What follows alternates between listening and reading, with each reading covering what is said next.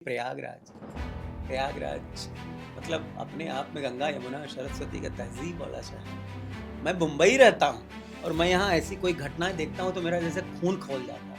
क्योंकि भजन केवल एक सुनने की चीज़ नहीं होती, ये महसूस करने की चीज़ होती है। और जो सनातन संस्कृति है, जो हमारे पुराण हैं, जो हमारे सनातन ग्रंथ हैं, रामायण है, उनकी बातें कहीं ना कहीं इन भजनों के माध्यम से आप हमारे अंदर तक पिरोते हैं। कि आए हुए 40 करोड़ लोगों को हम संगम ही नहीं, हम उनको द्वादश माधव के भी दर्शन करा सकें, हम उनको हरेल का वीआईपी घाट भी दिखा सकें, हम उनको छोटे छोटे घाट पंचकोसी परिक्रमा, नागेश्वर मंदिर, सोमेश्वर मंदिर से लेकर ललिता, अलोपी, कल्याणी, हर चीज का महत्व बता सकें। सत्य सनातन के साथ साथ ये बनावटी सनातन के जो धारक हैं आजकल, जो रील लेके चल रहे हैं, जिनको पता नहीं कि अर्धकुंभ क्या होता है, माघ मेला क्या होता है, महाकुंभ क्या होता है। कुछ संत हैं जो 110 साल, 115 साल के, 120 साल इसी माघ मेला, इसी कुंभ, इसी अर्धकुंभ, इसी महाकुंभ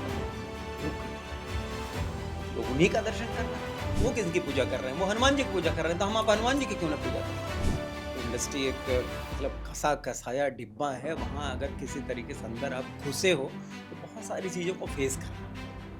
कठिन समय वह गुफा है जहाँ पर सफलता अपने हथियार जमा करती है आपको बहुत सफल बनाने के लिए। मैं ये भी कहता हूँ कि प्रयाग को दिमाग से मत, प्रयाग को दिल से सोचो, आपको ऐसे सर पे बिठा के जो।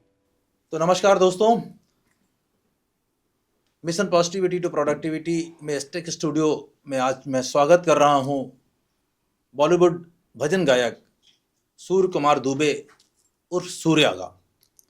सूर्या हमारे बहुत ही पुराने मित्र हैं और ये इस बात को साबित करते हैं, जो अब मेरी मुहिम है कि लोकल से रीजनल और रीजनल से नेशनल और नेशनल से इंटरनेशनल का सफ़र, तो ऐसा ही सफ़र तय करते हुए प्रयागराज से अपनी भजन संध्या, भजन गायन को स्टार्ट करते हुए देश भर में और दुनिया भर में हजारों शो कर चुके भाई सूर्या का बहुत ही स्वागत, अभिनंदन है, जिन्होंने रिकॉर्ड गाने गाए हैं, भजन गाए हैं और हमारे देश को भक्तिमय करने में अपना एक रोल अदा कर रहे हैं। जैसा मैं इनके बारे में जितना जानता हूं पिछले 5-7 सालों की अपनी दोस्ती यारी में, कि इनका मिशन है कि इस सनातन संस्कृति को देश के प्रत्येक व्यक्ति तक पहुंचाना है।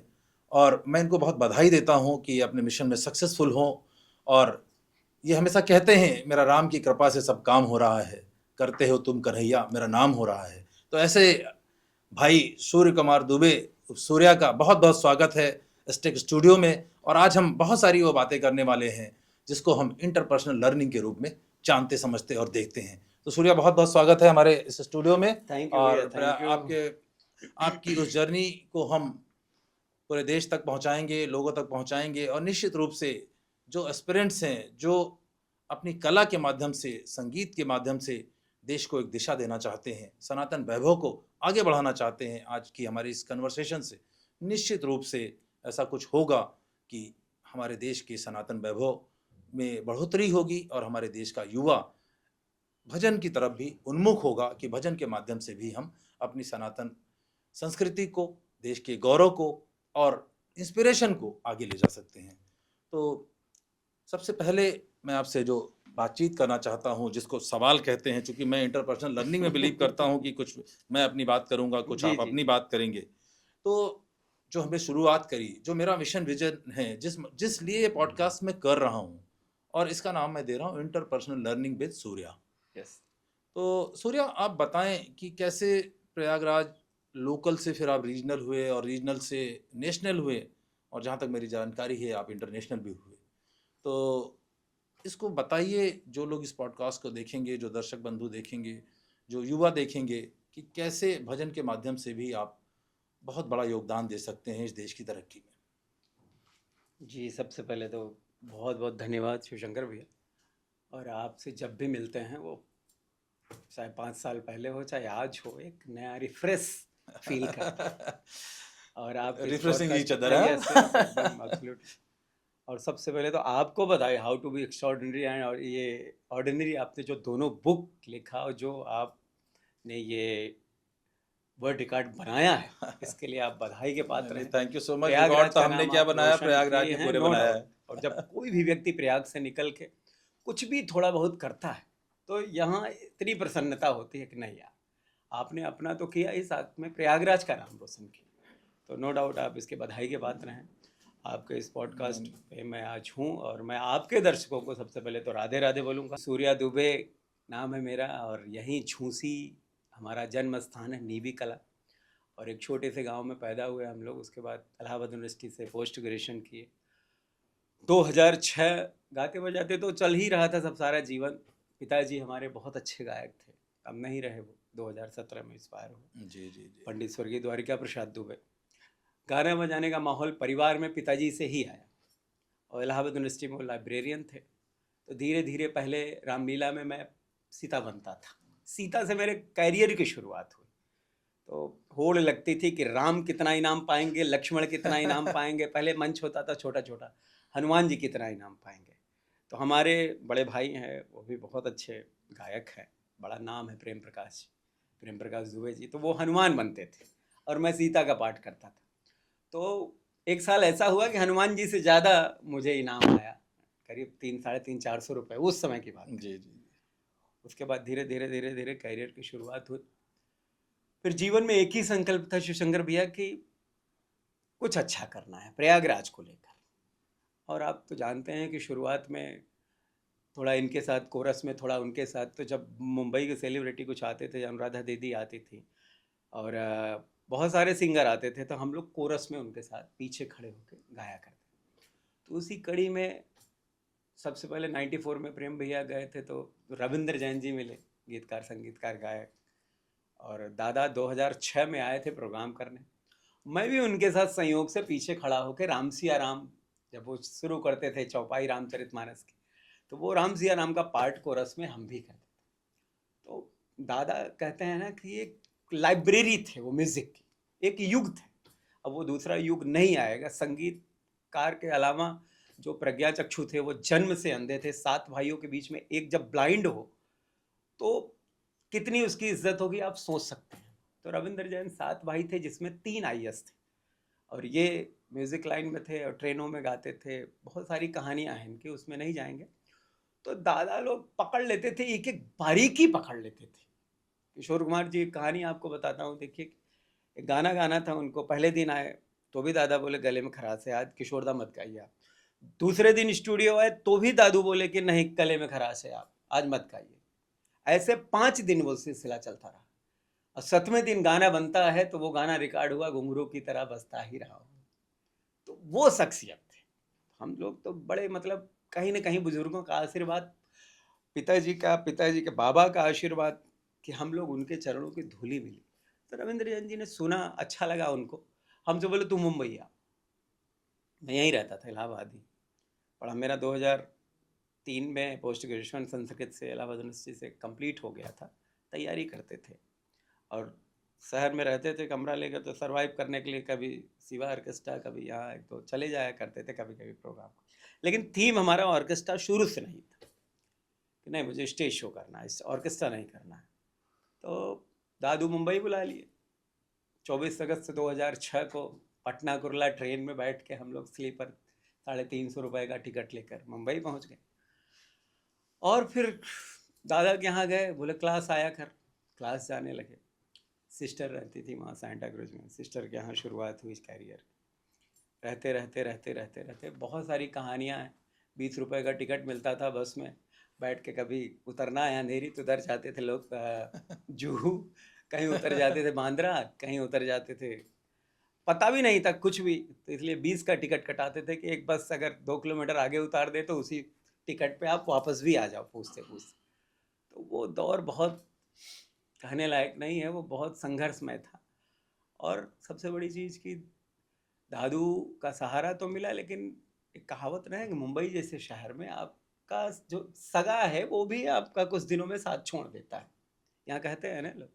तो बहुत सारे ऐसे इंसिडेंट बीते जो अपने थे, उनको कॉल किया गया। लेकिन धीरे धीरे धीरे धीरे एक मिश्रा जी हैं, एकता कपूर जी के बॉडीगार्ड हैं, उन्होंने मुझे बालाजी में नौकरी दिलवाई।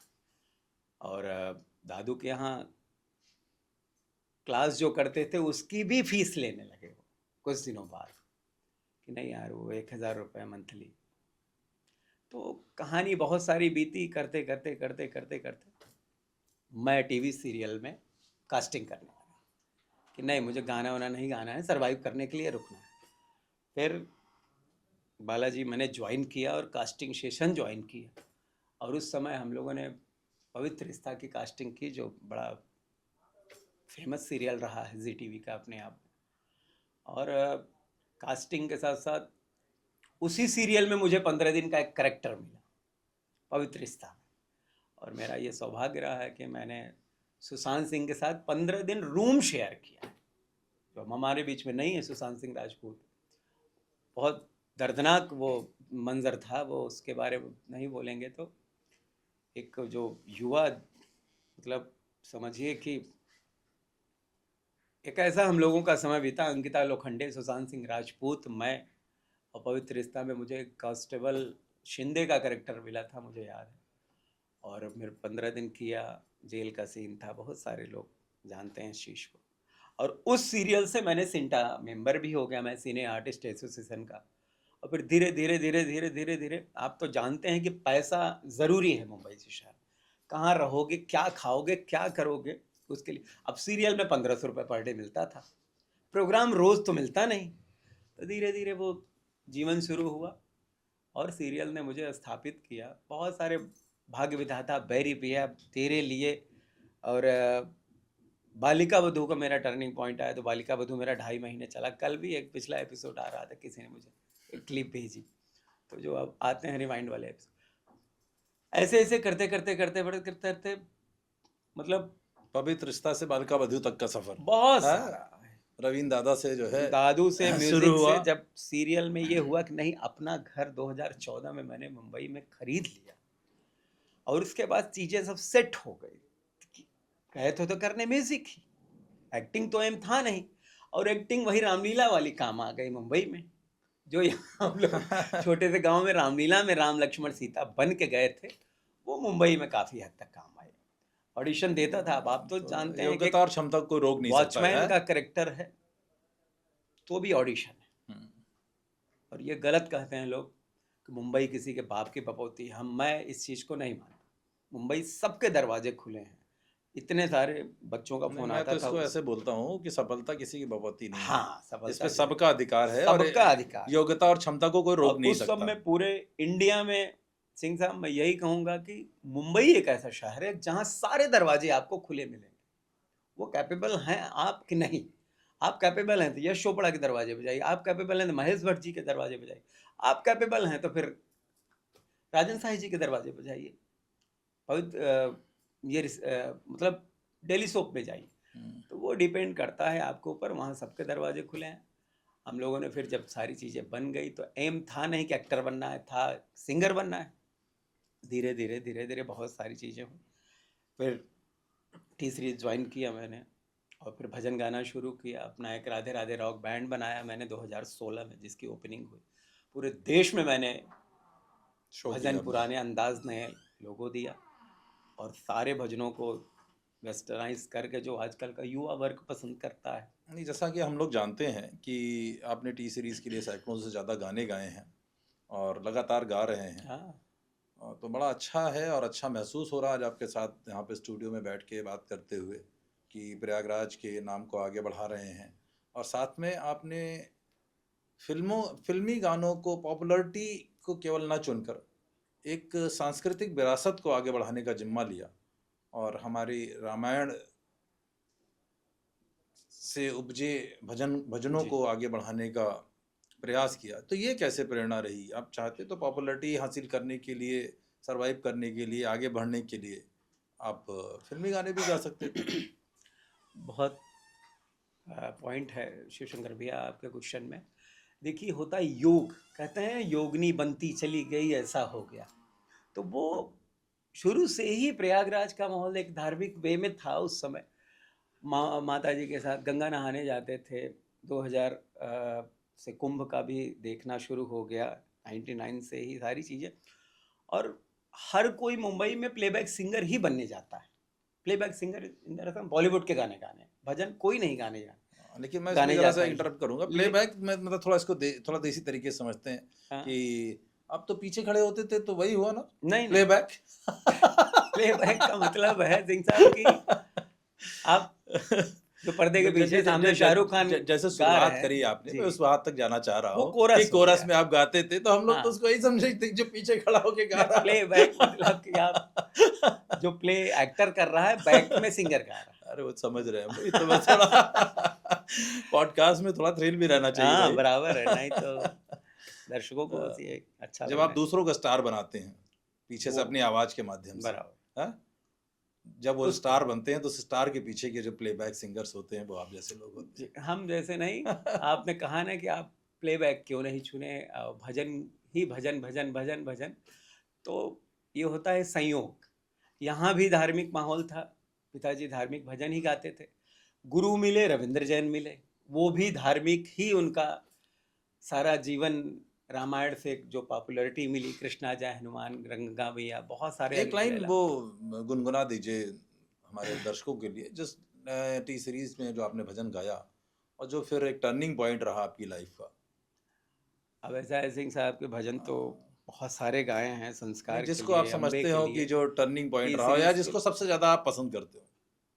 मैं आपको बताना चाहूँगा कि भजन शुरू में दिल्ली में बहुत सारी कंपनियों के लिए गाए, लेकिन टी सीरीज में जिसने मुझे थोड़ा सा मतलब रिस्पेक्ट दिया, और एक होता है ना कि मुझे सीट मिलने लगी। पहले खड़े होके ही बात होती थी, हाँ सर गाना दे दिए, कैसेट दे दिए, ठीक सर चलिए फिर बाद में मिलते हैं। तो उसके बाद क्या हुआ ना कि जब टी सीरीज में एक गाना मेरा 4-5 लाख व्यू हो गए, 2009 की बात मैं बता रहा हूँ। हाँ, तब तो यूट्यूब इतना तब पॉपुलर 8 भी नहीं था। गाने हाँ? सीडी होता था। हाँ। ये होता था कि नहीं, मैं 2008 में आया फिर प्रयागराज, 2008-9 में तो यूट्यूब बस मेरे ख्याल से जन्म ही यूट्यूब लिया ही था। था, यूट्यूब हाँ, सीडी। हाँ, हाँ, तो यहाँ मैंने 8 गाने संयोजित किए, वो 8 गाने मैंने गुलवाड़ी है आपके जॉर्ज टाउन में अच्छा, यहाँ रिकॉर्ड किया। ओके। और 8 गाने की शूटिंग मैंने किया छतनाग में, झूसी में, गंगा घाट पे, संगम पे, सब करके के उस समय मुझे पता चला था कि किला के पास एक गाना हम लोग शूट कर रहे थे। उस गाने का एक गाना था जय हो तेरी बांके बिहारी का। तो नाव पर तो बताया नाव वाले ने कि भैया यहाँ 4 हाथी डूब जाएगा, जो किला के हाँ, नीचे, गहराई बहुत है वहाँ पीपल की। के नीचे बहुत गहराई। उसकी तरफ किले के साइड में। हाँ, तो वो हाँ। गाना सब शूट उट करके ले गए, फिर मुंबई टी सीरीज में दिए, और वहाँ पे रिलीज़ होने में बहुत टाइम लग गया। बोला कि आपको 500 सीडीज़ खरीदनी पड़ेगी, तब सीडीज़ ही लेना पड़ता। तो फिर अपने 1-2 लोगों को फ़ोन किया, भैया सीडी मंगवा के मंदिर में रखवा दीजिए।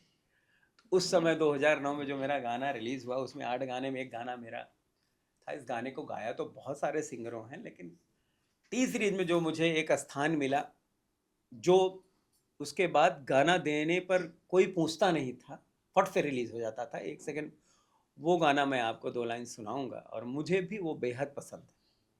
और मैं सबके लिए वही कहूँगा कि भैया कुछ भी करिए, वो सब ईश्वर पे आप छोड़ दीजिए। आप मत गाइए ये ऑडी मैंने लिया, BMW मैंने लिया, फॉर्च्यूनर, अरे हमारी आपकी क्या औकात है किसी चीज़ को खरीदने। आप भी तो कहते हैं खट से किसी को भी, आपने क्या लिखा शिवशंकर भाई, अरे मैंने क्या, आपने किया। तो नहीं, मैं आप ही तो तो बड़ा सारा क्रेडिट डालते हैं दूसरे पर, तो हमेशा ये होना चाहिए, सारा क्रेडिट आप अगले को दीजिए, सामने वाले को दीजिए, ईश्वर को दीजिए। लेकिन अब वो चीज़ें नहीं हैं, सबको अपना क्रेडिट भुनाना है। तो वो मैं बस यही एक लाइन कहूँगा कि पतवार के बिना ही मेरी नाव चल रही है, हैरान है जमाना मंजिल भी मिल रही है, करता नहीं मैं कुछ भी, करता नहीं मैं कुछ भी, सब काम हो रहा है। अरे करते हो तुम कन्हैया, मेरा नाम हो रहा है, मेरा आपकी कृपा से सब काम हो रहा है। हर करते हैं शिव शंकर भैया, मेरा नाम हो रहा है। तो मैंने सही पकड़ा था ना, मतलब मैंने देखी इसी से Correct शुरुआत करी पकड़ा। थी कि करते हो तुम कन्हैया मेरा मेरा नाम हो नाम। रहा। ये भजन मैंने कम से कम सैकड़ों बार आपका यूट्यूब पे सुना है, जी जी। इसलिए मैंने इसकी शुरुआत वहीं से करी थी नहीं, कि बहुत निश्चित रूप से प्रयागराज से निकली हुई संगीत की बयार पूरे विश्व तक आप पहुंचाने में सक्षम हैं। हमारी शुभकामनाएं हैं कि भजन की ये बयार देश दुनिया तक पहुँचे, क्योंकि भजन केवल एक सुनने की चीज़ नहीं होती, ये महसूस करने की चीज़ होती है।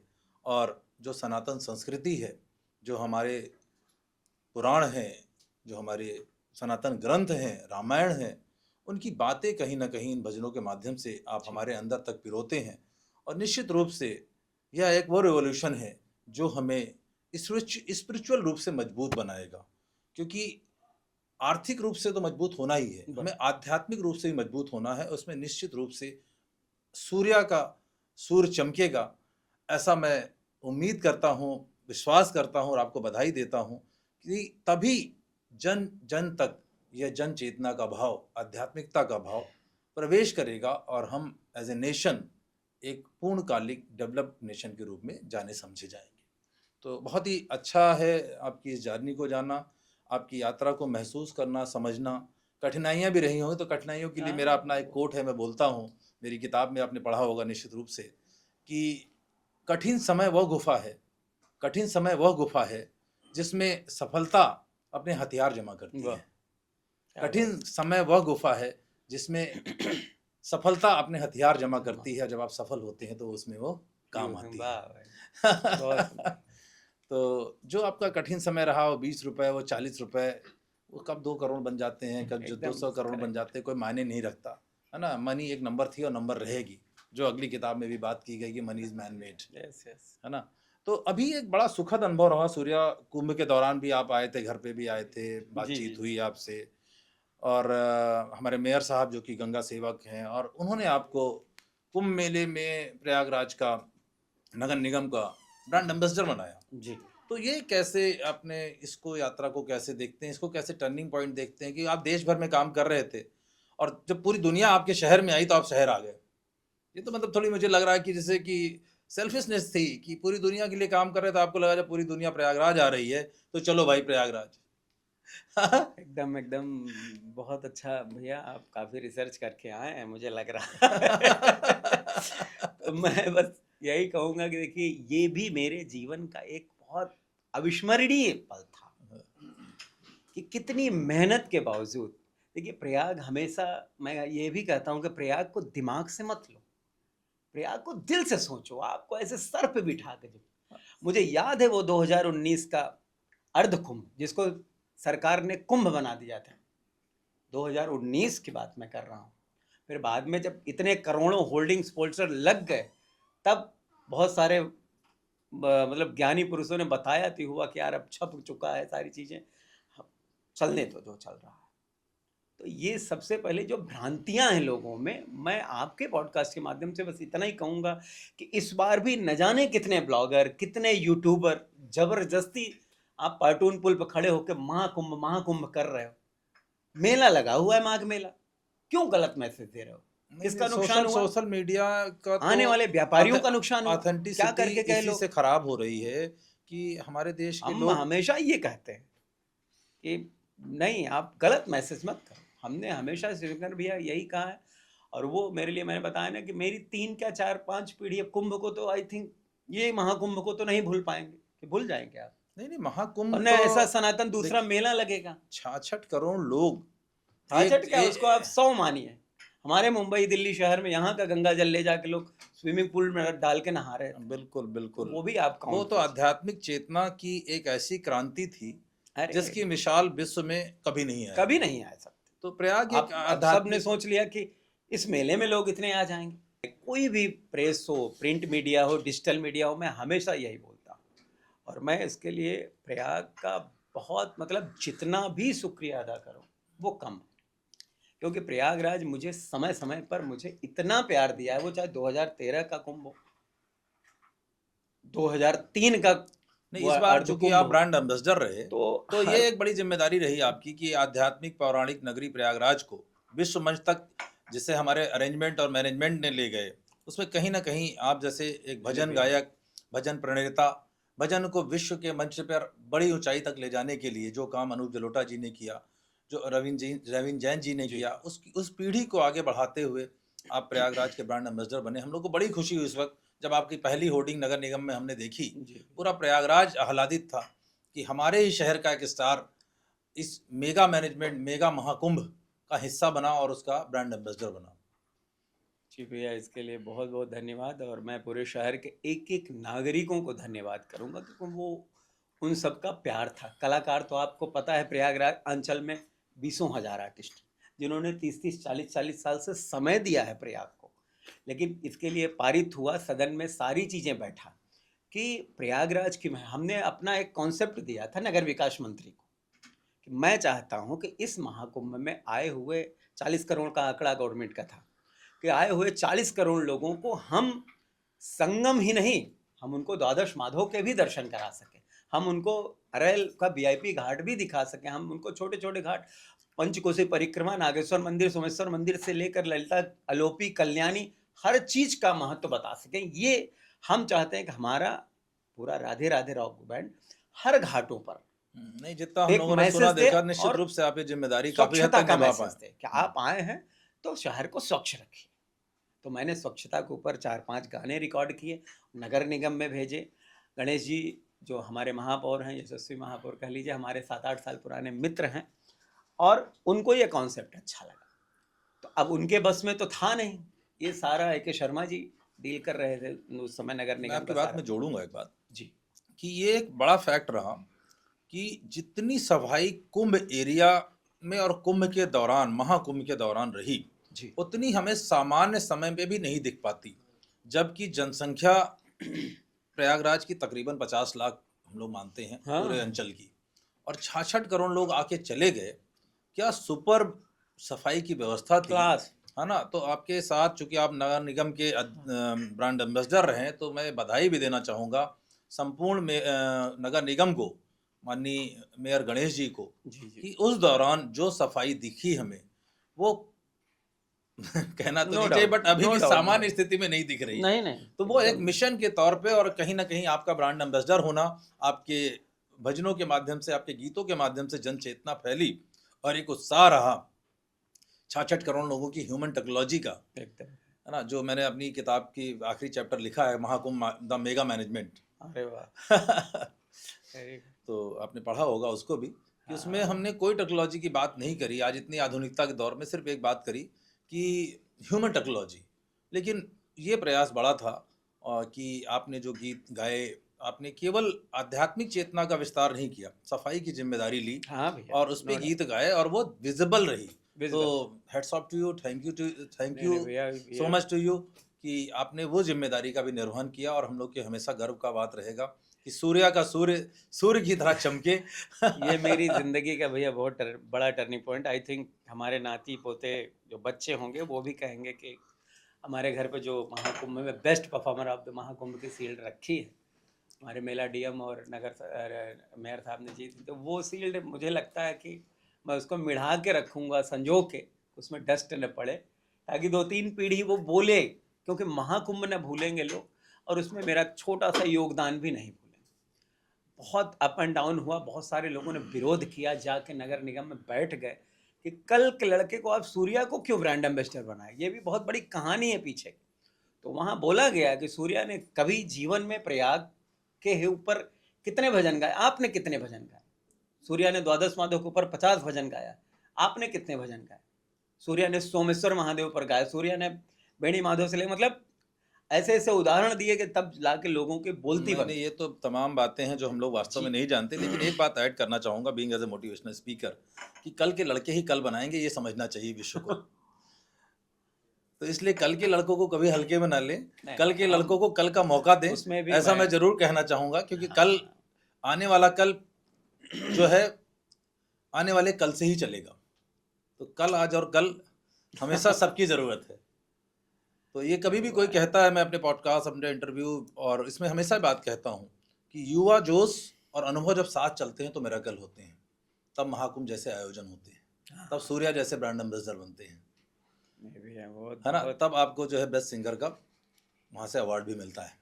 हाँ। अच्छा, एक और चीज़ मैं जानना चाहूँगा, चूँकि आप महाकुंभ में रहे और महाकुंभ हम लोगों के जहन से कभी नहीं उतरेगा, वो एक ऐसी स्मृति है जो कभी भी नहीं उतरेगी, किसी न किसी भाव में, किसी न किसी बात में आती रहेगी। तो एक महत्वपूर्ण बात मैं पूछना चाहता हूँ कि आप इतने साधु संतों के सानिध्य में रहे और आपका मिशन, जैसे मेरा मिशन पॉजिटिविटी टू प्रोडक्टिविटी है, है आपका भी वही कहने का तरीका वही अलग है। वही वही आध्यात्मिकता को, आध्यात्मिक चेतना को, प्रयाग की पौराणिकता को आप विश्व भर में पहुंचाना चाहते जी हैं। तो आप जब साधु संतों के बीच में रहे, बहुत सारे लोगों से मिलना जुलना रहा, तो साधु संतों का महात्म्य और तमाम प्रकार के ऐसे साधु संत, अभी इस कुंभ में एक घटना घट गई, कोई कह रहा है कि आप असली शंकराचार्य हो कि नहीं हो, हाँ, कोई फिल्म इंडस्ट्री से उठ के शंकराचार्य बन जा रही हैं, कुछ भी हो जा रहा है। मतलब क्या ये पॉपुलैरिटी के लिए कोई नया दांव खेला जा रहा है? हमारे युवाओं में कुछ ऐसा लग रहा है कि बाबागिरी एक बड़ी चीज हो गई है। बाबागिरी क्या आध्यात्मिक चेतना का विषय नहीं है? मुझे तो ऐसा लगता है, जैसा कि आपसे बातचीत में भी समझ में आ रहा है, कि आध्यात्मिक चेतना का विषय है बाबागिरी। बाबागिरी कहना अक्षम्य बात है, लेकिन चूंकि तमाम ऐसी घटनाएं होती रहती हैं इसी कुंभ में, इसी प्रयाग में, जिसकी वजह से मैं आपसे पूछना चाहता हूँ, आप बहुत नज़दीक रहे। वैसे तो महाकुंभ के दौरान हम सब प्रयाग, कोई अपने घर में नहीं था, सब महाकुंभ के कार में ही लगा था, जी जी है ना। हमारी कंपनी सिक्योरनेट ने कॉल सेंटर चलाया था, चूंकि काम बाजार में नहीं था, तो हमारे 40 के 40 लोग कॉल सेंटर में लोगों की मदद कर रहे वाह थे, फ़ोन दे रहे थे, वेरी है ना। नाइस तो पूरा प्रयागराज उमड़ा हुआ था इस बात पे कि हम कैसे क्या कर सकें। तो जिनकी वजह से ये कुंभ होता है, जो ये सांस्कृतिक विरासत होती है, जिनकी वजह से हम ये कहते हैं कि सनातन का इससे बड़ा कोई मेला नहीं हो सकता, वहाँ पर यदि जो हमारे अभिभावक हैं, जो साधु संत हैं, जो महात्मा हैं, उनके बीच में अगर ऐसी क्षणिक पॉपुलैरिटी लेने वाले लोग आ जाते हैं, मैं नाम नहीं लेना चाहता जी हूँ जी किसी ना का, जो किसी बड़ी फील्ड में थे, उनको लगता है कि नहीं यार इसमें तो बड़ा नाम है, इसमें लोग पैर छूते हैं, या इससे बड़ा कोई आयोजन नहीं है, यहाँ से ज़्यादा रील कहीं नहीं बना सकते, हाँ है ना। क्योंकि आज तो आदमी के जीवन में हाँ रील से ज़्यादा कुछ है नहीं, कुछ नहीं जीवन वही है रियल लाइफ भूल के सब रील के दीवाने हो गए। तो इसको कैसे देखते हैं आप? मतलब सत्य सनातन के साथ साथ ये बनावटी सनातन के जो धारक हैं आजकल, जो रील लेके चल रहे हैं, जिनको पता नहीं कि अर्धकुंभ क्या होता है, माघ माघ मेला क्या होता है, कुछ नहीं महाकुंभ क्या होता है, कौन सी चीज़ 144 साल बाद आती है, कौन सी 12 साल बाद आती है, इस पे कुछ रोशनी डालिए आप। ऐसा है शिवशंकर भैया कि बहुत ज़्यादा आपने कई सवाल एक साथ हो गए आपके तो मैं अभी जो मुद्दा चला इस माघ मेले में उस पर भी बहुत ज़्यादा ना कहते हुए कहूँगा कि भाई देखिए, आप ही लोग सिखाते हैं बड़े लोग कि थोड़ा नम होके चलो, थोड़ा झुक के चलो। तो जो इस सारी घटना हुई उसमें बहुत कुछ ना बोलते, इतना कहूँगा कि जो हुआ थोड़ा गलत हुआ। मैं एक बीइंग ह्यूमन, मतलब एक इंसान के नाते मैं यह कहूँगा, वहाँ थोड़ा सा एटीट्यूड और उसमें चीज़ें काफ़ी हद तक गड़बड़ हुई। रही बात महाकुंभ की, कुंभ की, अर्धकुंभ की, मैं तो देखता चला आ रहा हूँ।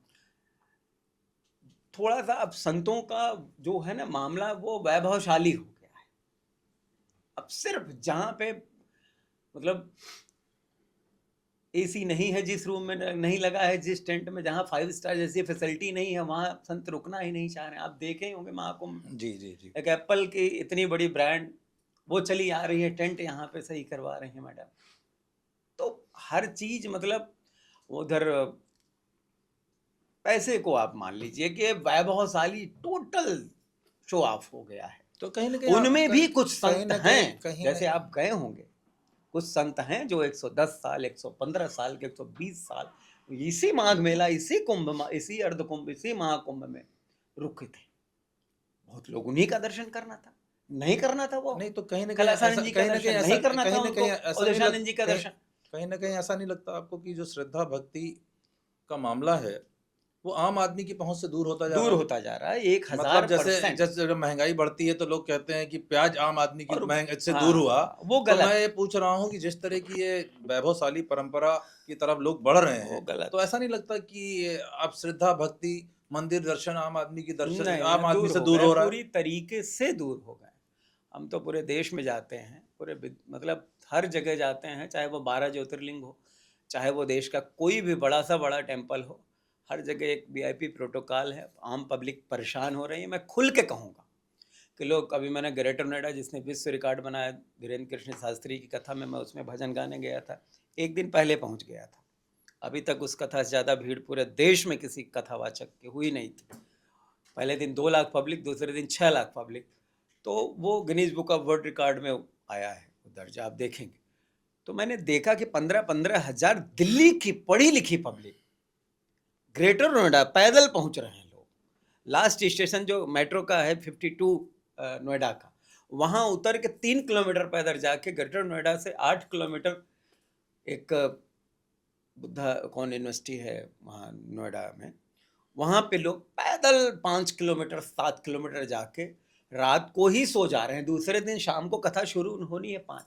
तो आप देख ही रहे हैं कहाँ से, मतलब इसमें कौन पिस रहा है? आम पब्लिक ही तो पिस रही है। आप देखे होंगे जितना तो महामंडलेश्वर बड़े बड़े शंकराचार्यों का कुछ कैंप निवेदन हम लोग इस मंच लगा के माध्यम से करें आदरणीय धीरेन्द्र शास्त्री जी से अरे मैं कि एक भाई तो नाम देश में सनातन की रक्षा के लिए आम आदमी को की पहुंच तक धर्म को पहुंचाने के लिए कुछ करें। वो हमको आपको सोचना होगा, हमको किसको देखना है किसको नहीं देखना है, हमको ऐसे फालतू रील देखनी है कि नहीं देखनी है हमको। अरे हम आप देखिए, मैं कोई कथावाचक को बुरा नहीं कह रहा हूँ, लेकिन हमको वो किसकी पूजा कर रहे हैं? वो हनुमान जी की पूजा कर रहे हैं, तो हम आप हनुमान जी की क्यों ना पूजा करें? माध्यम ठीक है, लेकिन माध्यम कहीं कहीं होता है। आप हनुमान जी को डायरेक्ट जाइए ना, लाइन लगा के दर्शन करिए। नहीं, लेकिन ये आप बड़ा बड़ा ये महाकाल में जाइए ना, सामान्य बात है महाकालेश्वर भगवान की कि लाइन लगा के मन अब आप सोचेंगे कि प्रदीप जी आपका जीवन बेड़ा पार करा देंगे या हमारे बागेश्वर धाम आपका जीवन उद्धार कर देंगे, तो ये हम पढ़ लिख के हम आप मूर्ख, ऐसा नहीं हो सकता। आप हनुमान जी की पूजा करिए, आप शंकर जी की पूजा करिए, न कि आप व्यक्ति विशेष की पूजा कर रहे हैं। तो हम यही कहेंगे कि चीज़ें बहुत बदल गई हैं सिंह साहब, और ऐसा नहीं होना चाहिए, लेकिन वो चीज़ें हो रही हैं। हमारे कहने से 2-4 लोग सुधर सकते हैं, अगर 2 लोग भी। चलिए, धर्म एक बहुत बड़ा विषय है बहुत बड़ा और मैं विषय है, धर्म को इस नो तरह से डाउट। मानता हूँ, धर्म वो है जो लोगों को लोगों से जोड़े, हाँ, जो लोगों को मनुष्य से दूर करे, वो धर्म नहीं हो धर्म सकता। नहीं। और दुर्भाग्य से काफ़ी सारी जगहों पर ऐसी व्यवस्था बनी है कि आम आदमी बहुत दूर से भी मूर्तियों का दर्शन नहीं कर पाता है। तो इस पे वही जरूर आपने जो किन्नर महामंडलेश्वर की बात, अब देखिए प्रयागराज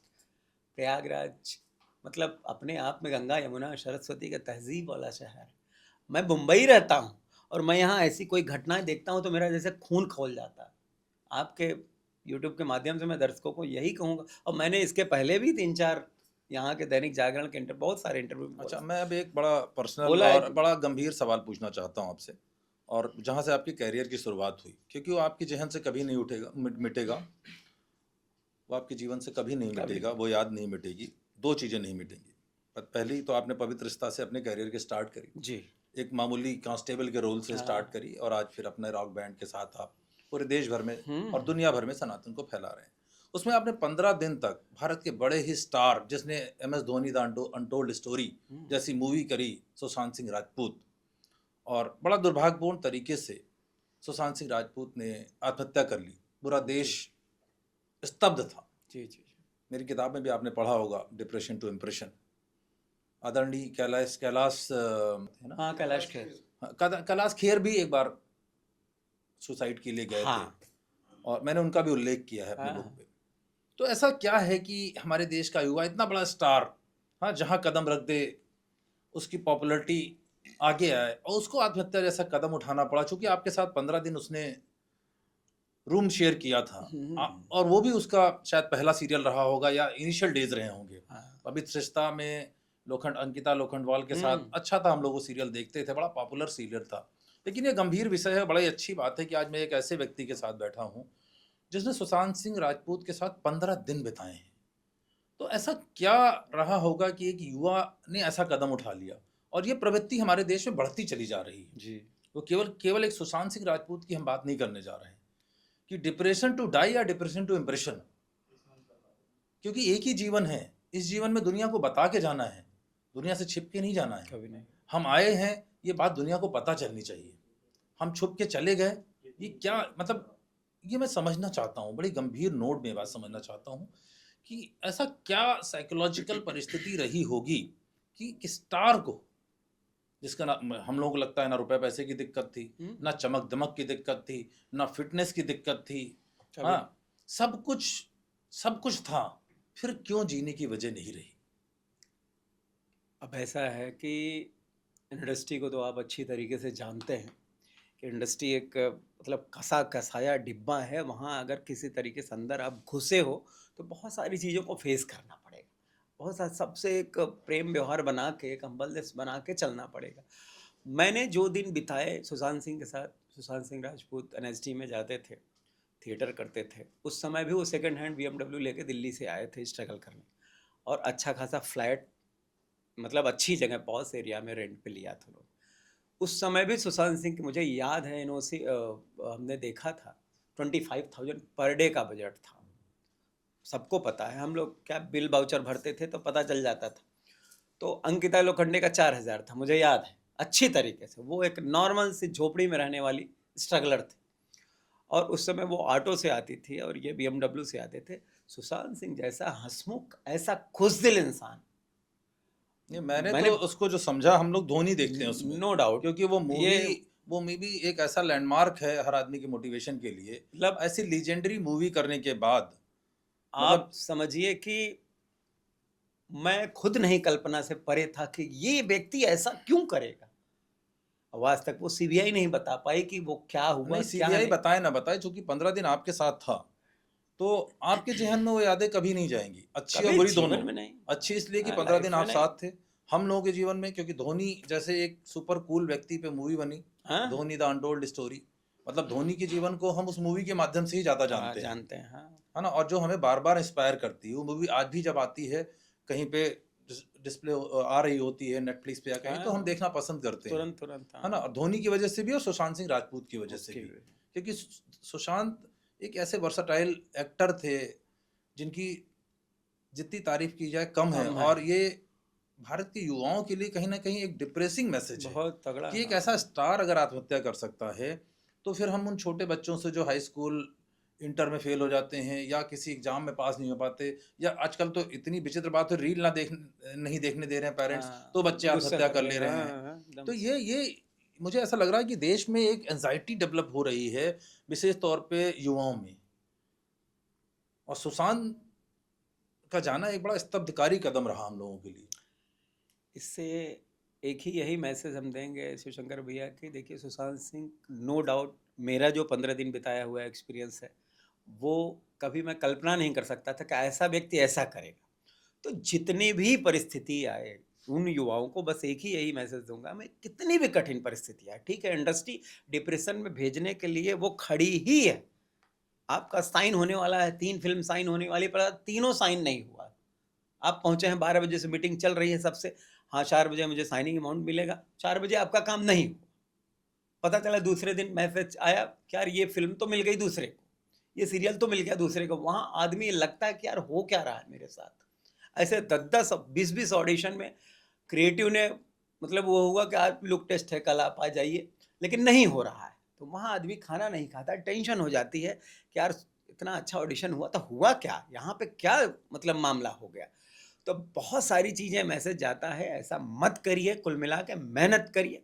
वो उन्होंने अगर किया तो इतना पढ़ पढ़ लिख के जो भी, वो गलत किया वहाँ पे, तो वो इसको इस मैं तरह नहीं से बोलूँगा। मैसेज दिया जाए कि कैलाश खेर आप ने अपने लड़िए आप इस को स्थिति बनाया, से। हाँ और हमारे आदरणीय अब्दुल कलाम आजाद साहब हाँ, वो भी उसी जगह गए थे जहां कैलाश खेर गए थे। लड़िए ये इस भी एक स्थिति से। कोइंसिडेंट था, उसी हाँ, ऋषिकेश में जहां पे परमार्थ आत्महत्या निकेतन। करने जा रहे हाँ थे, और हाँ, दोनों लोग वहीं से वापस आए। तो युवाओं से मेरा निवेदन है कि कभी भी डिप्रेशन में कभी हो नहीं। तो इस बात को ध्यान रखें कि कठिन समय वह गुफा है जहां पर सफलता अपने हथियार जमा करती है आपको बहुत सफल बनाने और के लिए। तो अरे कठिन कठिन आपको 15 दिन में एक दिन का हादसा, मैं देखिए हर उस पे बोलता हूँ, आपके भी मैं बता दूं कि 1500 का वोडाफोन में रिचार्ज होता था, तो 1500 का रिचार्ज वो मेरे पास, मतलब 1500 कैश नहीं थे। तो बोले कि यार 1500 दे, कल मैं देता हूँ। और कल मतलब तुरंत उन्होंने 1500 वापस की। हमने कहा कि नहीं नहीं जाने दीजिए, अब रखिए इसको। उस समय की बात है। और रोज़ 2 बजे रात को पैकअप होता था, तो तुरंत अपनी गाड़ी में चल सूर्या में साकिना का सिग्नल पे छोड़ देता हूँ। नहीं, जिस दिन वो 5 बजे पैकअप हो जाता था तो अंकिता लोखंडे को बोल देते थे कि तुम ऑटो में छोड़ देना, क्योंकि उस समय नहीं, सिग्नल सुशांत से बहुत बसें ही मिलती थी। नाइस तो व्यक्ति थे, और नो ये डाउट उनका जो जाना भी हम लोगों का फिल्म इंडस्ट्री का एक नुकसान है, बहुत युवाओं का एक ज़्यादा नुकसान नुकसान। है।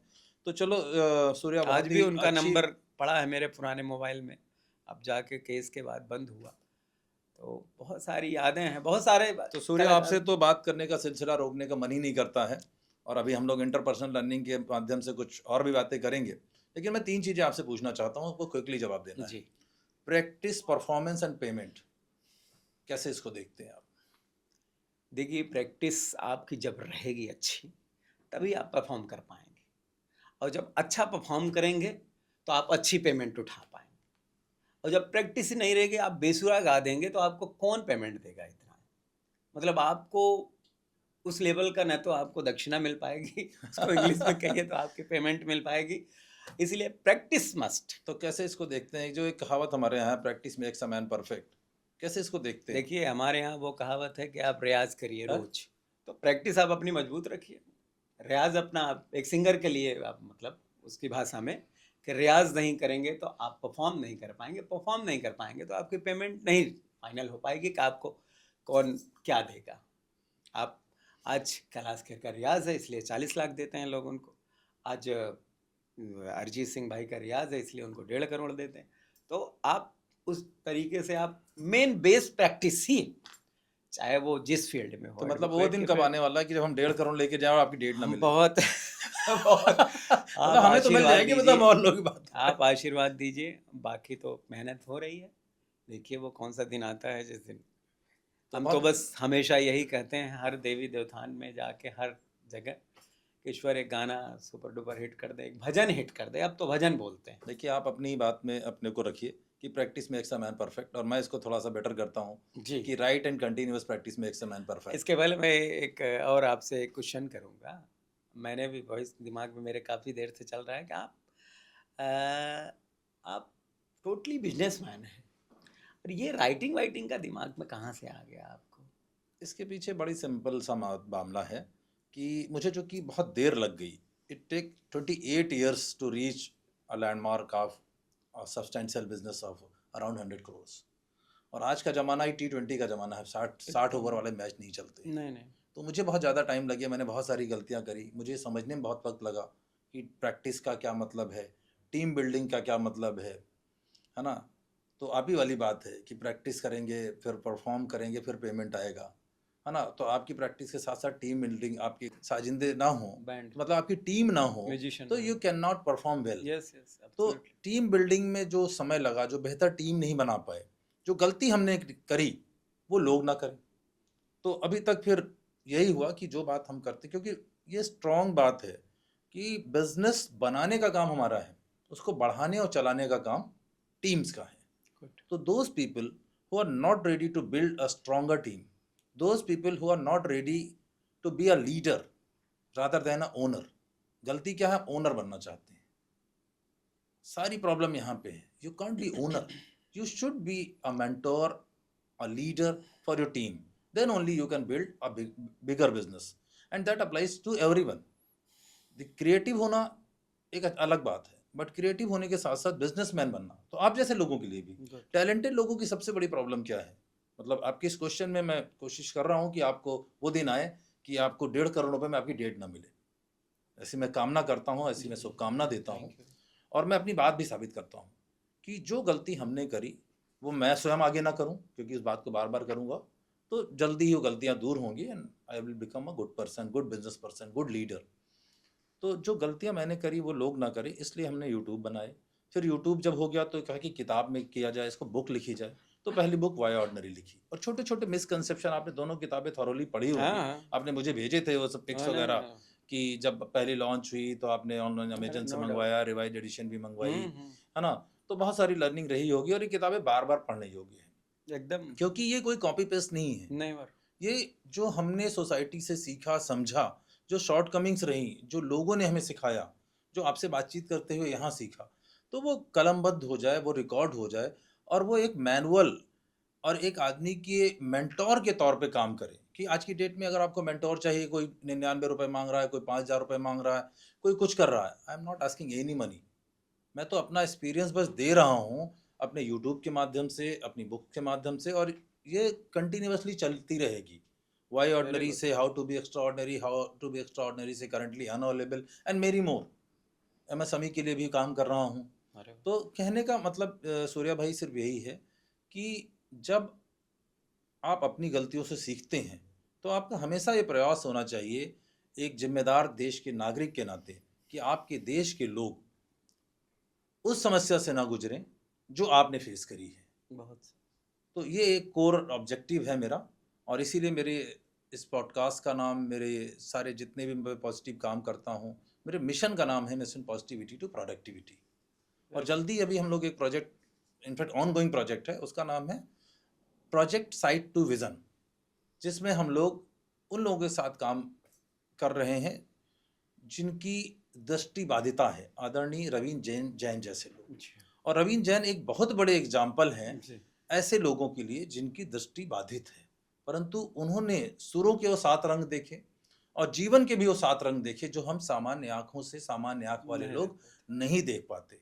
तो ऐसा ही मेरा विजन मिशन है कि मैं लोगों तक अब तक जो भी सीखा समझा हूँ, जो रोज़ की पढ़ाई लिखाई है, जो तमाम लोगों से हम देश दुनिया में मिलते हैं, उन अनुभवों को लोगों तक पहुँचा पाएँ।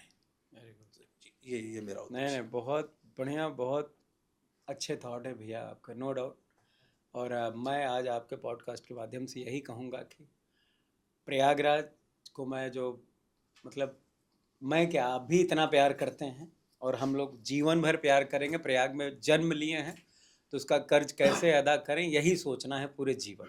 और सिर्फ एक ही उद्देश्य है कि प्रयागराज में कुछ ऐसा कर गुजर जाओ कि जो कि लास्ट में जब संगम पहुंचा जाए तो 10-20 हज़ार लोग वहाँ रहें बहुत बढ़िया। अंतिम यात्रा में। यही जीवन का एक तो संकल्प जिंदगी है। से ज्यादा मौत शानदार होनी हाँ, चाहिए, ऐसा आप कहना चाहते और हैं। मैं You आपसे should बस be यही remembered आपसे always. प्रॉमिस कर रहा हूँ कि 2-4 चीज़ें हम लोग उसको पद्य में करके आप हमारे लिए भी कुछ लिखिए और हम उसको रिकॉर्ड करके अच्छी से अपनी आवाज़ देकर उसको, नहीं बिल्कुल क्योंकि आप लिखेंगे। नो डाउट अच्छे मोटिवेशनल स्पीकर हैं और आप बहुत माइंड ब्लोइंग बुक है आपकी दोनों।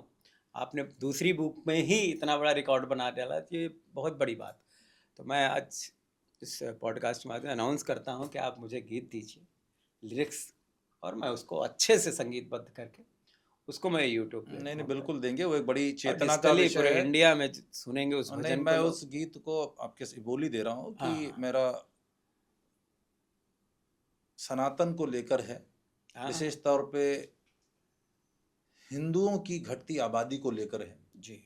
उस पे मैं आपको गीत दूंगा और आप उसके माध्यम से हाँ, लोगों को जागृत करने का प्रयास करें, नो डाउट। क्योंकि जो प्रोड्यूस नहीं करेगा वो मिट जाएगा, ये समझना जरूरी है। और दुर्भाग्य से हमारे देश का युवा आज विवाह में विश्वास नहीं कर रहा है, हाँ, बच्चों की जिम्मेदारी लेने में विश्वास नहीं कर रहा है, और निश्चित रूप से अपने आप को विलुप्त करने की तैयारी कर रहा है। और हम जैसे जागृत लोगों की ये जिम्मेदारी है कि उन तक इस बात को पहुंचाएं कि प्रकृति ने जो हमें दिया, प्रकृति ने अगर हमें जन्म दिया, हमें पाला पोसा बड़ा किया सिखाया, तो हमारी जिम्मेदारी है कि हम प्रकृति के खिलाफ ना जाएं और सृष्टि के नियम को बाधित ना करें। और जैसे हमने, अब हमारे पिता ने अपने पितृ ऋण को उरण किया, जिम्मेदारी निभाई, वैसे हमारे युवा भी अपने पितृ ऋण को निभाएं और अपने पीछे अपनी उत्पत्ति, अपने औलादें छोड़ कर जाएं, जिससे कि यह देश, यह संस्कृति, यह सनातन, यह हिंदू जाति ये चलती रहे, हिंदू धर्म सदैव बना रहे। तो थैंक यू सो मच। बहुत अच्छा आपको ये लगा। दोनों किताबें कैसी लगी, इस बहुत। पे हमारे दर्शकों को भी बताइए कि दोनों अरे, किताबें पूरे आप लेके प्रयागराज आए, के दर्शकों ने साइन बता कराई। दिया, इतना बड़ा अवार्ड देख के आपको। नो डाउट आपकी किताबें, ये जो why ordinary and how to be extraordinary, ये दोनों किताब आप किसी भी प्लेटफॉर्म, हर प्लेटफॉर्म पर अवेलेबल हैं। आप लोग लीजिए इसको और पढ़िए, ज़िंदगी बदलनी है तो। मैं और कुछ नहीं बोलूँगा। मैं एक कलाकार होने के नाते मैंने अभी पूरी नहीं पढ़ी है और पढ़ूँगा, मैं पढ़ रहा हूँ, बहुत कुछ सीखूँगा इससे। आप तो हमसे काफ़ी बड़े हैं, बड़े भाई हैं हमारे शिवशंकर भैया, और आप भी पढ़िए और लाइफ में कभी भी एकदम निराश मत होइए और खूब मेहनत करिए। मैं हमेशा कहता हूँ कि मेहनत वो चाबी है जो आपको सफलता के दरवाजे तक ले जाती है, और एक ही चाबी है मेहनत। शॉर्टकट कभी कुछ चलता वलता नहीं, कहीं हमारी लाइन में तो नहीं चलता। और शॉर्टकट जो गए हैं वो धम से गिरे हैं। और प्रयागराज के हैं तो प्रयागराज के पथ फेयर रहिए। चंद पैसों के लिए, चंद उसके लिए कुछ मत करिए। यहाँ की जो संस्कृति है वो हमको क्या बताएंगे हर साल रिछारिया ममता कुलकर्णी, उनकी क्या कैपेसिटी है। लेकिन आजकल मैं देखता हूँ कि लेकिन उन्हें लगा कि ऐसे लोग बॉलीवुड से आके ज्यादा चमक यहाँ पे प्रयागराज, है। अरे आप मुझे बंबई से फोन आते हैं कि आप क्या कर रहे हैं यहाँ पे, आप जाइए प्रयागराज में, तो ऐसे ऐसे लोग फंडिंग कर रहे हैं, नाम नहीं लूंगा मैं, सब लोगों का नाम, वहाँ इतने पैसे उड़ाए जा रहे हैं, वहाँ इतने सेलिब्रिटीज आ रहे हैं, आप यहाँ, तो वहाँ से कुछ लोग ऐसे हैं कि आके यहाँ अच्छे खासे बल्क में लेके जा रहे हैं। इन्हीं लोगों ने अभी एक कार्यक्रम होता बस में क्या करके, बंजे विरासत, वो मतलब एक तरीके से लूटने का फंडा वो 3 साल से चल रहा है। मैं तो, लंतरानी हो रही थी उसमें। अरे मुझे पता है, तो ऐसे फंडा बना के बम्बई से स्ट्रेटेजी बना के पेन पर टेबल पर बना के लोग आ रहे हैं मतलब प्रयागराज। आप ये कहना चाह रहे हैं कि फंड के वजह से जो है 1 साधु महात्माओं के लाख फंडामेंटल बिगड़ रहे हाँ, हैं। बस बिगड़ गए। हाँ? और अंत में देखिए क्या छवि हुई, संगम नहाने गई वो लड़की अकेले, जिंदगी भर आप यूट्यूब पर उछल रहे हो, आप सोचोगे क्या हम प्रयागराज को संस्कृति बताएंगे। चलिए, बहुत अच्छा रहा सूर्या भाई, तो- सूर्य की तरह आप चमकते रहें और आप नए नए आयाम अर्जित करें और आपका जीवन बहुत ही बेहतर हो। Thank you so हम लोग much. फिर मिलें, बस हमारी आप काम। जैसे लोगों की जरूरत है प्रयागराज को, बस मैं यही कहूंगा। हाँ तो चलिए आइए, Thank you so करते हैं एक much. आखिरी बात हम लोग राधे राधे।